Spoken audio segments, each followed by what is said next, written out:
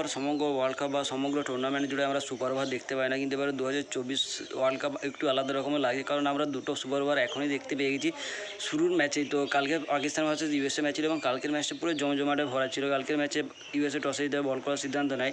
পাকিস্তান প্রথমে ব্যাট করতে নেমে 159 রান করে 7 উইকেট হারিয়ে, যেখানে পাকিস্তানের সর্বাধিক রান করে ক্যাপ্টেন বাবর আজম 44, সাদাব খান 40 এবং সাইন আফ্রিদি 23 রানে নট আউট থাকে। ইউএসএর তরফ থেকে কাল আছে কিঞ্জি 30 রান দিয়ে 3 উইকেট, সৌরভ নেত্রফালকে 18 রানে 2 উইকেট এবং আলী খান 30 রান দিয়ে 1 উইকেট নেয়। তো কালকে ইউএসএ 153 রানেই করে 3 উইকেট হারিয়ে এবং তাদের হয়ে সর্বাধিক রান করে captain Monang Patel, Aaron Jones 36 not out এবং অ্যান্ড্রেস গুস 35 রান করে। কালকের ম্যাচটা সুপার ওভারে যায় এবং সুপার ওভারে যে অ্যারন জোন্স কালকে 11 রান করে এবং বাকি 22 রান হয়ে 18 রান হয়।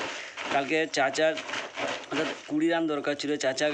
ইফতিকার চাচাগাল 4 রান করে এবং সাদাব খান 3 রানে নট আউট থাকে। কালকে নেত্রফালকা সুপার ওভারও 9 রান দিয়ে 1 উইকেট নেয় এবং কালকের ম্যাচ 5 রানের ব্যবধানে ইউএসএ জিতে।